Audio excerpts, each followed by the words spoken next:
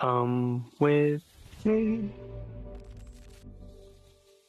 and you'll be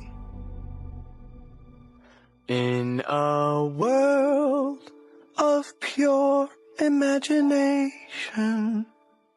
Reach out, touch what was once just in your imagination. Hey guys, it's Lyles from Lyles 3D Printing.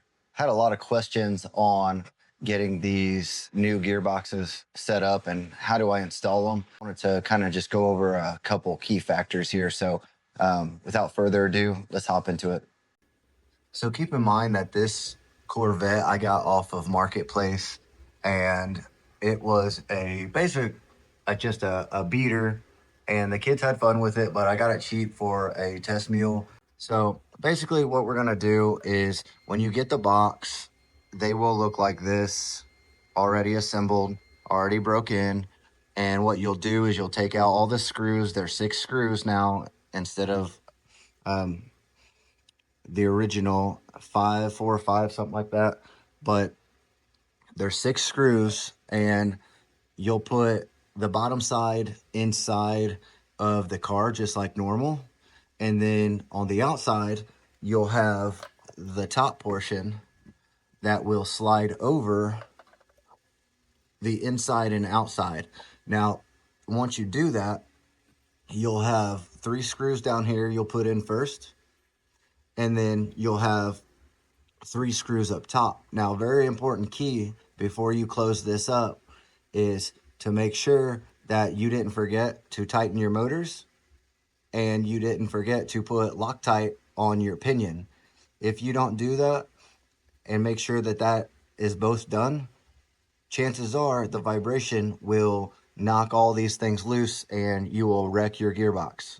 These are extremely strong gears, but they do not hold up to crunching metal in between the teeth. So make sure you tighten the screws and put Loctite on your pinions. If you're using Andy Mark motors, absolutely make sure this important key is to put a flat spot with a grinder or sanding belt on your shaft. The pinion has to have a spot to rest on the shaft there, or else with the torque, it's going to come loose and you're going to wreck the gears.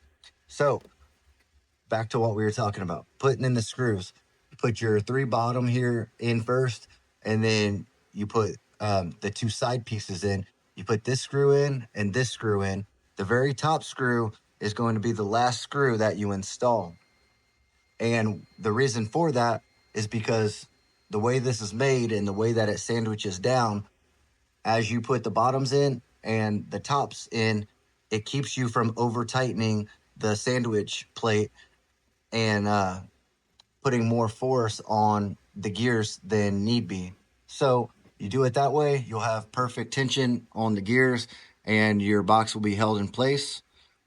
Now, one thing that we didn't cover in other videos is that when we have our pinion gear here, our access ports, you may have to either trim for those or make modifications depending on how your car is set up and which car you're using it for.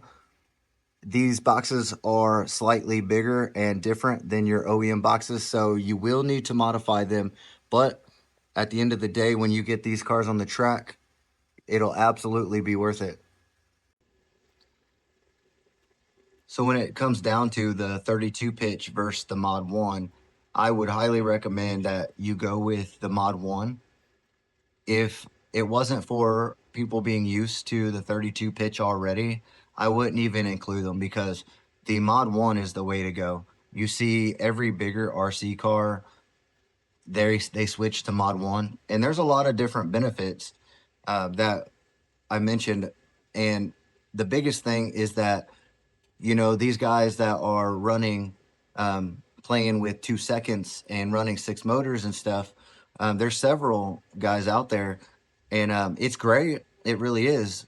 But when you're shattering gearboxes every 2 to 3 runs or you're breaking gears, then there's got to be a better way, and that better way is running the Mod 1 setup.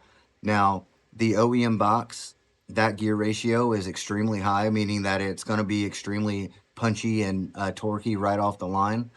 And if you were to run that same setup in the Mod 1, you would be dropping that gear ratio down just a little bit if you were comparing apples to apples. Now, the biggest difference with the Mod 1 is that you're going to be able to not only reduce the punchy torque right off the line, and when I say that, I mean the excessive torque.